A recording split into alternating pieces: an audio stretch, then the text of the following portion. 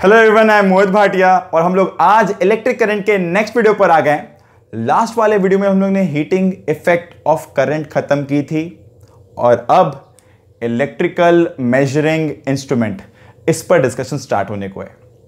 तो भाई एक ना बहुत ऑब्वियस बात है, अगर हम लोग लैब में कभी भी कोई भी एक्सपेरिमेंट कर रहे हैं आज तक और करते हैं अगर अभी भी, तो हमेशा हम लोग कोई ना कोई मेजरमेंट कर रहे होते हैं ना। तो जब कभी मेजरमेंट की बात आएगी तो वहां पे इंस्ट्रूमेंट्स लगेगा ही ना मेजर करने के लिए, इसे नाम है मेजरिंग इंस्ट्रूमेंट्स। तो भैया जब भी लैब में कोई भी मेजरमेंट कर रहे हो वहां पे कोई ना कोई इंस्ट्रूमेंट इन्वॉल्व होगा जो मेजरमेंट में काम में आ रहा है। नहीं तो रीडिंग किस लिए लोगे भाई, टेबल किसकी बनाओगे, है कि नहीं। तो भाई लैब में ना कभी भी अगर गए होते या फिर अगर जा पाओ, ऑब्वियसली इस साल तो नहीं जा पा रहे हो, अगर कभी गए होते और जा पाते तो हम लोग को दिखता है कि वहाँ पर गैल्वानोमीटर होता है, एममीटर होता है, वोल्ट मीटर होता है। ये तो भाई तीन ना बहुत फंडामेंटल है। वोल्ट मीटर क्या काम में आता है भाई, पोटेंशियल डिफरेंस नापने काम में आता है। एममीटर किस काम में आता है, करंट नापने काम में आता है। एममीटर वर्ड आया कहाँ से, एम्पियर से, सब लोगों को पता है। मीटर मतलब मेजरिंग इंस्ट्रूमेंट, एम मतलब एम्पियर का है ना, वोल्ट मीटर मतलब वोल्टेज मेजरिंग इंस्ट्रूमेंट। समझ आ रहा है कि नहीं आ रहा है, नहीं फिर से बोलें। तो देखो भाई, वोल्ट मतलब वोल्टेज, मीटर मतलब मेजरिंग इंस्ट्रूमेंट, तो volt meter. M meter ampere, meter मतलब मेजरिंग इंस्ट्रूमेंट। गैल्वानोमीटर थोड़ा नाम अलग हो गया, अब इसमें कोई मीनिंग नहीं है, बट गैल्वानोमीटर किस काम में आता है भाई, हम लोग पढ़ते आए हैं क्लास 9 से, करंट डिटेक्ट करने में काम में आती है भाई, और करंट का डायरेक्शन पता लगाने में काम में आता है गैल्वानोमीटर। तो ये हो गए भाई बेसिक अंडरस्टैंडिंग यहाँ की। और भी कुछ इंस्ट्रूमेंट्स पढ़ेंगे, जैसे पोटेंशियोमीटर के भी कुछ काम है, और भी सारे एप्लीकेशंस पढ़ेंगे। ये बात हुई इलेक्ट्रिकल इंस्ट्रूमेंट्स की। पर हम लोग बोलते हैं इंस्ट्रूमेंट का खुद का अपना एक वेटेज होता है जेई और नीट के लिए। बोर्ड की बात तो भाई सबको पता है ना, हर एक चैप्टर का अपना वेटेज होता है, उसमें बात करते रहेंगे, आगे भी बात करेंगे चैप्टर बाई चैप्टर, ठीक है। पर अभी अगर बात करें इंस्ट्रूमेंट्स का, तो जेई और नीट में पूरे इंस्ट्रूमेंट पर एक वेटेज है। तो इंस्ट्रूमेंट सिर्फ इलेक्ट्रिकल नहीं होंगे भाई, ऑप्टिकल भी तो हो सकते हैं ना, है कि नहीं। और अगर वहां बात करें 11 की शुरुआत में, तो वहां पे स्क्रू गॉज, वर्नियर कैलिपर, काफी इंपॉर्टेंट टॉपिक है, इस पर भी बात करते हैं। ये सब मिलाकर इंस्ट्रूमेंट सेक्शन में आते हैं भाई। इनका अपना एक वेटेज है, 1 से 2 क्वेश्चन का अपना एक वेटेज है इनका। तो बड़े प्यार से बड़े ध्यान से करना है इनको, ठीक है। काफी सिंपल भी होता है रादर। ये तो शुरू करेंगे अगर हम लोग इलेक्ट्रिकल मेजरिंग इंस्ट्रूमेंट की, मतलब आई होप सबको समझ आया ना। इलेक्ट्रिकल मतलब इलेक्ट्रिसिटी नापने के लिए जो मेजरिंग, नापने के लिए जो इंस्ट्रूमेंट्स लगेगी उसके बारे में बात करेंगे। सबसे फंडामेंटल, सबसे पहला डिस्कशन जो होगा वो होगा गैल्वानोमीटर पर। तो भैया गैल्वानोमीटर क्या है। गैल्वानोमीटर के बारे में ना अगर ज़्यादा डिटेलिंग करनी है तो भाई हम लोग मैग्नेटिज्म की बात कर सकते हैं, क्योंकि जो प्रिंसिपल है वो कहीं ना कहीं मैग्नेटिक डाइपोल का है, जहां पर एक टॉर्क लगता है उस कॉइल पर, जिस कॉइल का ये गैल्वानोमीटर बना है, जिसके वजह से वो जो नीडल है वो संग में डिफ्लेक्ट करता है। अगर एक रफ स्केच दिखाएं गैल्वानोमीटर की, तो भाई ये एक नॉर्थ पोल, इधर से साउथ पोल, और इधर एक सिलेंड्रिकल कॉइल इस तरह कुछ बंधा हुआ है, ठीक है ना, समझ रहा है। और जो भी हो हम लोग उसको दिखा नहीं रहे। और यहाँ पे एक नीडल लगी हुई है भाई, और यहाँ पर मार्किंग किया हुआ है। ये सारी बात जगह ना हम लोग का छुपा हुआ रहता है। यहाँ से एक वायर एंटर कर रहा है, यहाँ से एक वायर एग्जिट कर रहा है। हम लोग को जो दिखता है वो इतना पार्ट दिखता है, ये होता है ना, ये ग्लास से आर पार दिखता है, ये अंदर का पार्ट है, दिखता नहीं है। तो अंदर में किस प्रिंसिपल पे ये घूम रहा है नहीं घूम रहा है, ये अभी बात नहीं करेंगे, मैग्नेटिज्म के बाद बात करेंगे, ठीक है। अभी के लिए तो बस इतना जान जाओ कि जब कभी हम लोग बात करें गैल्वानोमीटर की भाई, तो गैल्वानोमीटर कहीं ना कहीं एक बहुत फंडामेंटल एलिमेंट है, जिसके मदद से हम लोग एमीटर और वोल्टमीटर बनाते हैं। और ये जो फंडामेंटल एलिमेंट है, इसका खुद का एक रेजिस्टेंस होता है, कॉइल रेजिस्टेंस, उसको हम लोग जी से ही डिनोट करेंगे। इससे हम लोग कहेंगे कॉइल रेजिस्टेंस, इसे हम लोग कहेंगे कॉइल रेजिस्टेंस, ठीक है। और ये जनरली मेटेलिक वायर की बनती है भाई। तो मेटेलिक वायर बहुत ज़्यादा करंट इनटेक नहीं कर सकता, अगर ज़्यादा करंट दोगे तो वायर जल जाएगी भाई। बहुत हाई करंट, जैसे फ्यूज वायर में तो जल जाती है, तो बहुत हाई करंट अगर यहाँ फ्लो किया बाई चांस, इसका अपना एक लिमिटेशन है। बहुत पतले वायर की बनती है भाई, मेटेलिक वायर है, अगर बहुत हाई करंट दोगे बहुत जल्दी मेटल जल जाता है ये वायर। इसीलिए हम लोग यहाँ पर ट्राई करते हैं कि बहुत छोटा करंट फ्लो करे। जो करंट यहाँ फ्लो करे उसमें हम IG लिखते हैं, IG मतलब गैल्वानोमीटर करंट। तो अभी के लिए इस गैल्वानोमीटर को इस तरह समझ के रखो कि ये एक इलेक्ट्रिकल कॉइल है जिसका रेजिस्टेंस G है, और एक मेटेलिक वायर का बना हुआ है, और कहीं ना कहीं यही फंडामेंटल एलिमेंट है जिसके कॉम्बिनेशन से ही एमीटर और वोल्टमीटर बनाया जाता है, ठीक है ना भाई। बड़े ध्यान से समझ के रखो गैल्वानोमीटर। लैब में ना वेस्ट बंगाल बोर्ड हो या फिर CBSE बोर्ड्स हो, तो हम लोग गैल्वानोमीटर के कॉम्बिनेशन से एमीटर और वोल्टमीटर कैसे बनाते हैं, इस पर भी क्वेश्चंस आता है, लैब एक्सपेरिमेंट्स में इन्वॉल्व है। हालांकि अभी तो हम लोग बात नहीं करेंगे, ठीक है ना, हम लोग थ्योरेटिकल में तो बात कर नहीं पाएंगे, तो आगे डिस्कशन करते हैं भाई फिर, ठीक है। तो अगर कोई कभी पूछे गैल्वेनोमीटर किस काम में आता है, भाई galvanometer is used to detect पहला बात, टू डिटेक्ट करंट, है ना, हल्का सा भी स्लाइटेस्ट भी करंट फ्लो हो तो डिटेक्ट कर लेगा, to obtain direction of current. किसी ब्रांच में करंट अगर इस तरह फ्लो कर रहा है तो हो सकता है गैल्वेनोमीटर इस तरह रिफ्लेक्ट करे, और अगर करंट इस तरह फ्लो करता तो शायद डिफ्लेक्शन इस तरह होते, ठीक है ना। तो obtain direction of current, but बहुत ज्यादा हाई करंट जहां फ्लो करे उसको लगाना मत, वहां पे बेकार में चीजें खराब हो जाएंगी, ठीक है। ये करंट के मैग्नीट्यूड को मेजर करने काम में नहीं आता है। अगर छोटा करंट तो नापने काम में ले लेंगे, बट करंट नापने काम नहीं आता। करंट नापने का काम तो अलग इंस्ट्रूमेंट का है। क्या नाम है उस इंस्ट्रूमेंट का? एमीटर। समझ आ रहा है? और ये तो किस काम में आता है? बस डिटेक्ट करने में काम में आता है। क्लियर है सारी बात है भाई? इतना ही जान के रखो इस बारे में, और इसके एप्लीकेशंस को देखेंगे अब अपने, ठीक है। ये एमीटर बनाने में भी काम में आता है और वोल्टमीटर बनाने में भी काम में आता है। कोई दिक्कत नहीं, आगे बढ़ते हैं। तो गैल्वेनोमीटर को लेकर बहुत सारी डिटेलिंग हम लोग करते रहेंगे, बट अभी के लिए और आदर एक टॉपिक पढ़ेंगे हम लोग, मूविंग कॉइल गैल्वेनोमीटर, बड़े प्यार से, बहुत डिटेल में, तब इस पर डिटेलिंग करेंगे। अभी तो समझो कि एक एलिमेंट है, एक सर्किटरी है जिसमें करंट फ्लो करने की वजह से उसमें लगा हुआ नीडल जो होता है वो पूरा कॉइल घूमता है एक्चुअली।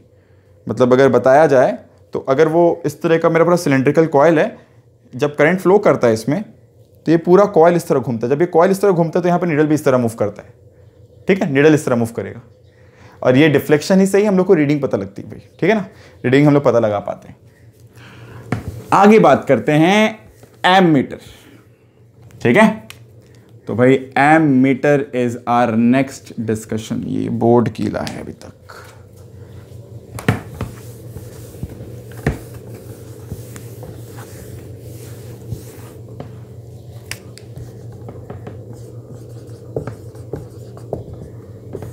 ठीक है ना। एमीटर किस तरह काम में आते हैं भाई? एमीटर में क्या करते हैं हम लोग? एमीटर का बेसिक पर्पस क्या है? To measure current. ये तो भाई भेजने में दिक्कत हो रहा है। टू मेजर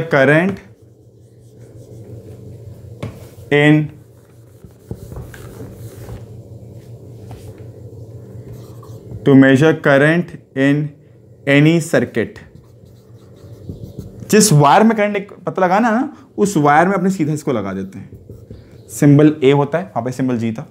ये कैसे बनता है भाई? देखो, मान लेते हैं ये एक सर्किट ऑलरेडी फील लो आराम से। एक सर्किट है, यहाँ पे ऑलरेडी करंट फ्लो कर रहा था भाई पहले से, यहाँ पे पहले से करंट फ्लो कर रहा था, ठीक है। हम लोग क्या किए, यहाँ पर आए, एक एमीटर लगा दिए,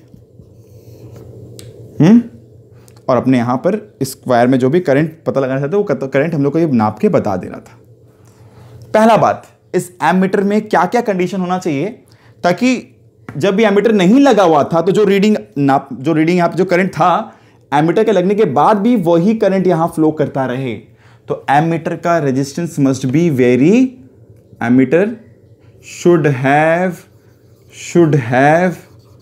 वेरी स्मॉल रेजिस्टेंस। यस और नो भाई? समझो, समझ आ रहा है कि नहीं आ रहा है?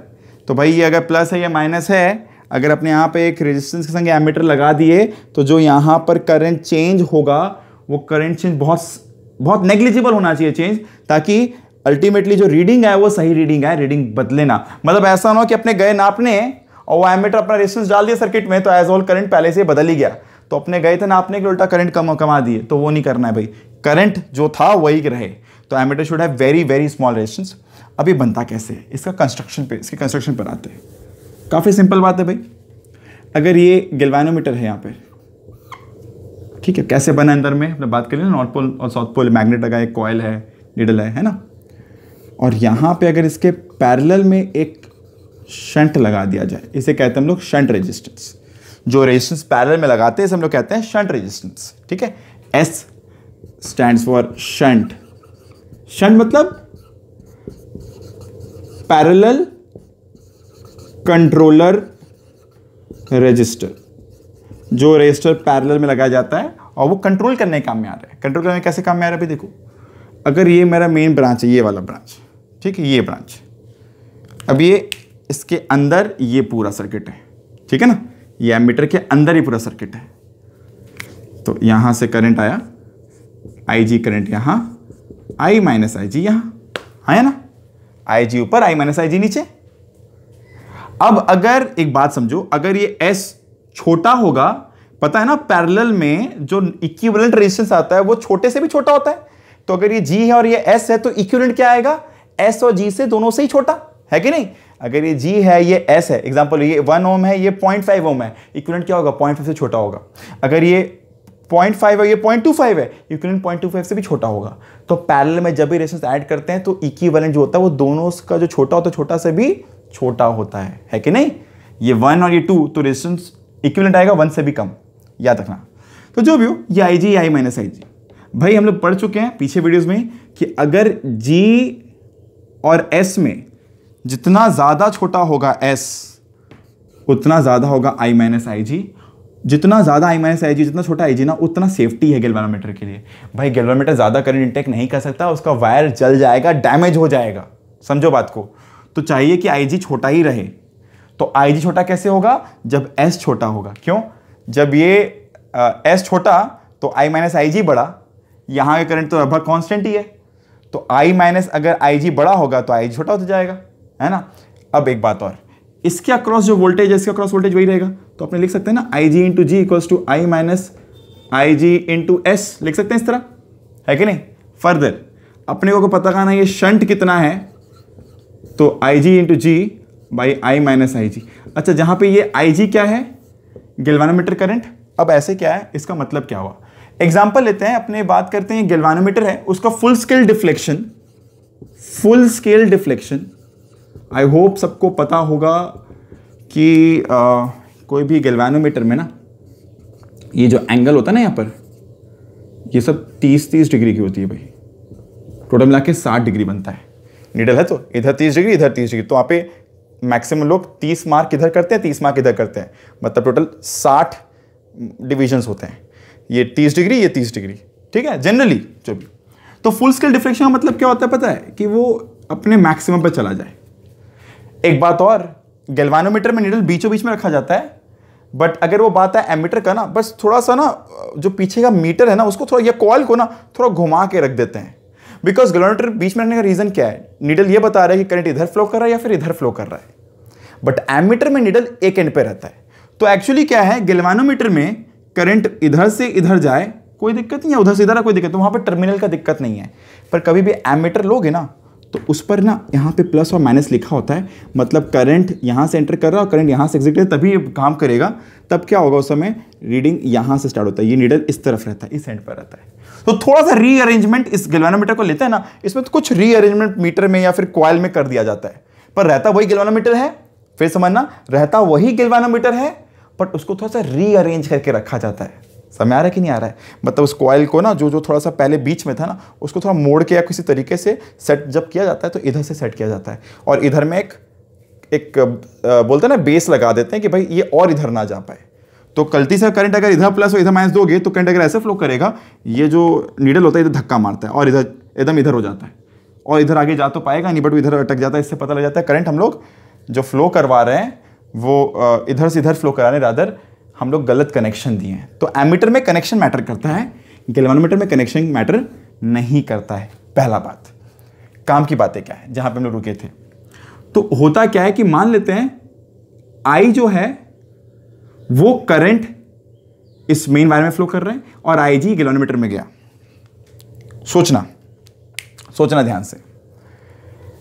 लेट्स से ये आई मेरा मैक्सिमम करंट है जो ये एमीटर रीड कर सकता है, और IG मेरा मैक्सिमम गैल्वेनोमीटर जो है जो करंट रीड कर सकता है, गैल्वेनोमीटर में जा सकता है। मतलब अगर इससे बड़ा करंट दोगे तो गैल्वेनोमीटर धक्का मारेगा इधर में, है ना, नीडल को धक्का मारेगा। तो जो भी हो, IG क्या है? Full scale deflection current. IG is full scale deflection current for galvanometer, मतलब इससे ज्यादा करंट का वो इनटेक नहीं कर सकता। जनरली IG का मतलब यही होता है।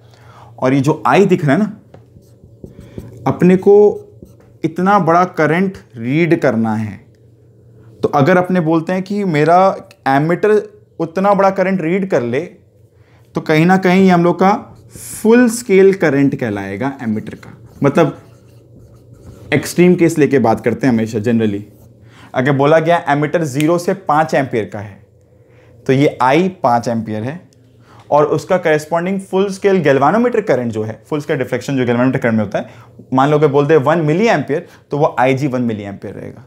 तो क्वेश्चन अगर ऐसा है कि अपने को गैल्वानोमीटर का फुल स्केल डिफ्लेक्शन करंट पता है, मैक्सिमम करंट एमीटर को कितना रीड करना है वो बता दिया जाए, तो IG और I रिस्पेक्टिवली पुट करेंगे।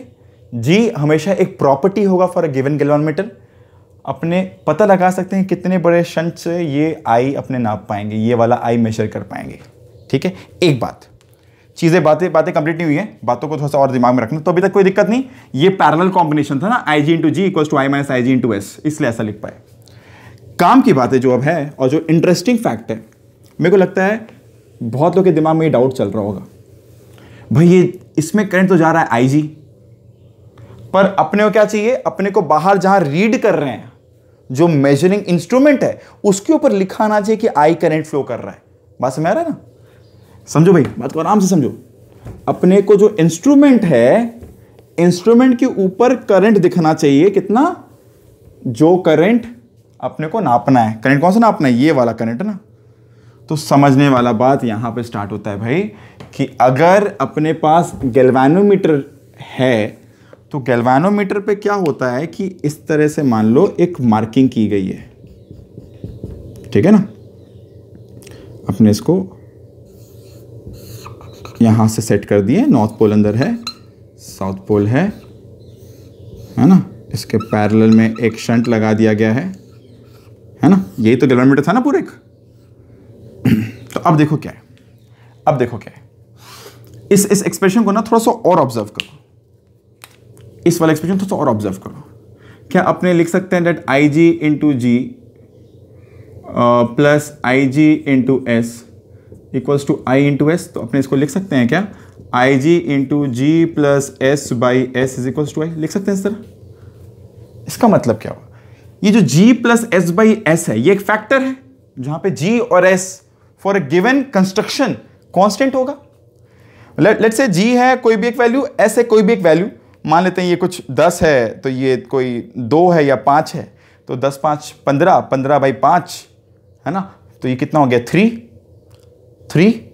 तो अब क्या होगा, मान लेते हैं जहां पर भी यहां पे लिखा हुआ था 1 मिली एम्पियर, इस जगह को जाओ, यहां पे मिटाओ और यहां लिख दो 3 मिली एम्पियर। मतलब IG के हिसाब से 1 मिली एम्पियर, तो मतलब I में कितना होगा 3 times, because G plus S by S times IG is I, है ना। तो ये हो गया 3 टाइम्स। अगर यहां पे मान लो 2 था, तो यहां लिख दो 6, यहां अगर 3 लिखा हुआ था यहां लिख दो 9, जहां पे 4 लिखा हुआ था लिख दो 12, जहां पे 5 लिखा हुआ था लिख दो 15 एंड सो ऑन। इसे हम लोग कहते हैं recalibration of the instrument. Recalibration of the instrument मतलब होता क्या है कि भाई बस यहां पर जो रीड करने वाला इंसान है वो तो उतना दिमाग नहीं लगाएगा ना कि पीछे शंट है, गैल्वानोमीटर में करंट कुछ कम जा रहा है, एक्चुअल करंट कुछ ज्यादा, ये सब तो नहीं कर रहा ना। उसको तो एग्जैक्ट रीडिंग चाहिए सामने आंख के, उसे तो आंख के सामने रीडिंग चाहिए ना भाई। नहीं समझ आ रही बात, फील लो आराम से। तो भाई गैल्वानोमीटर में करंट एंटर करिए IG, अगर अपने उसके जो मीटर जो है उसका जो जहां पे वो अपना रीडिंग लिखा हुआ दिखाता है, वो जहां पे लिखावट है, लिखावट वैसा ही छोड़ दें, वो तो IG रीड कर रहा है ना। फिर काम कहां से, पर्पस कहां से फुलफिल हुआ। तो पर्पस फुलफिल कैसे होगा, अपने IG जब यहां पे करंट फ्लो कर रहा है तो उसके करस्पॉन्डिंग यहां पे कितनी बड़ी I है, इनमें रिलेशन फाइंड कर लें। तो हम लोग यहां से इस वाले स्टेप से सॉल्व किए और रिलेशन फाइंड कर लिए I और IG में। ठीक है, जब I और IG में रिलेशन पता लग गया तो अपने उसको यहां पे यूज करके जैसे जहां पे 1 था वहां पे 3 लिख दिया, यहां पे 2 था, वहां पे 6, तो यहां पे रिकैलिब्रेट मिटा के वापस से लिख दिए।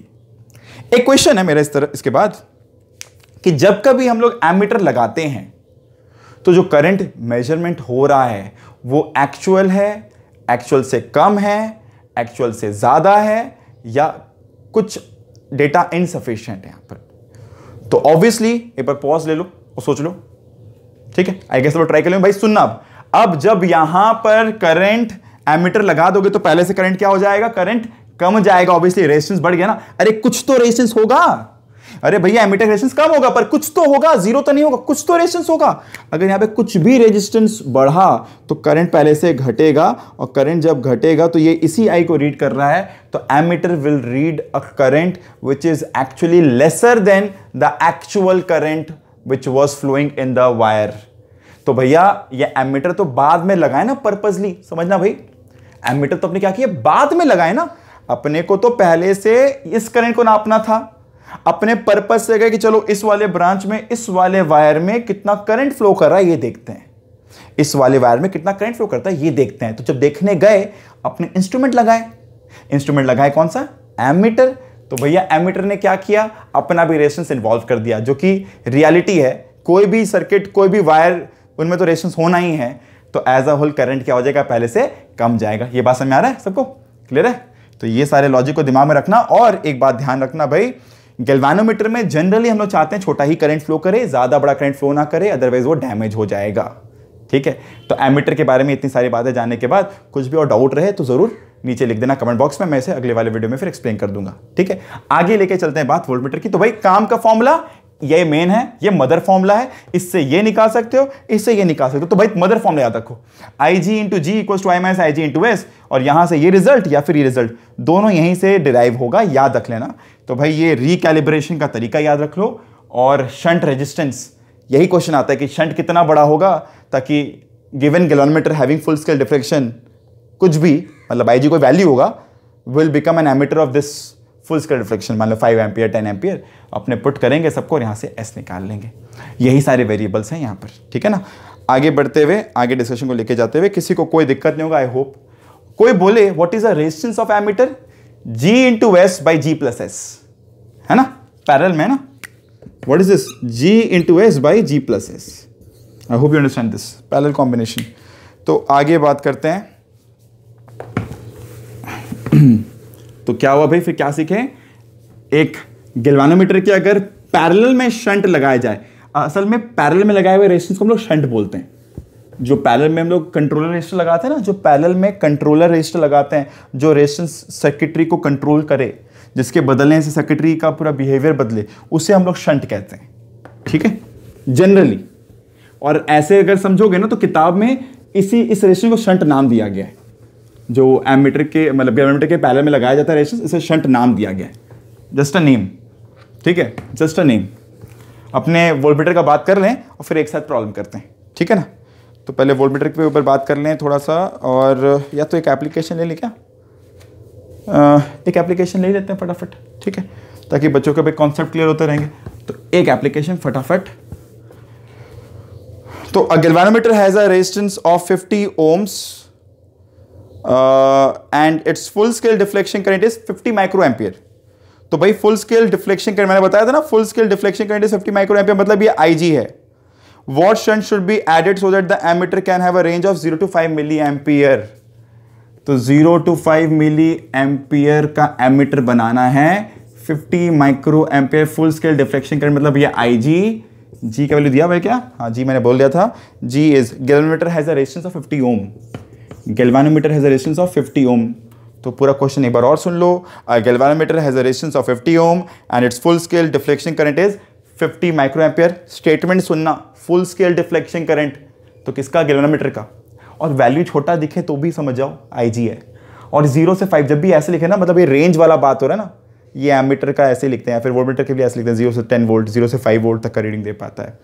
Example, what shunt resistance should be added so that the ammeter can have a range of 0 to 5 milli ampere.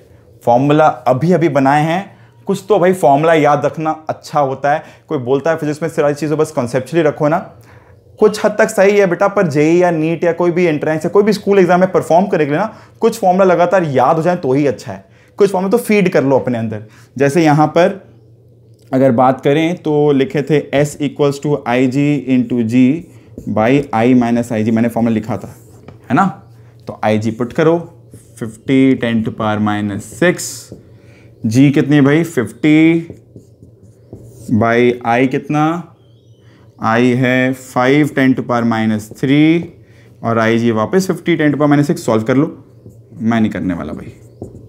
अगर कोई बोलता है आंसर, तो आंसर है इसकी भाई 0.5। चेक कर लो 0.5 ओम्स आता है कि नहीं आता है।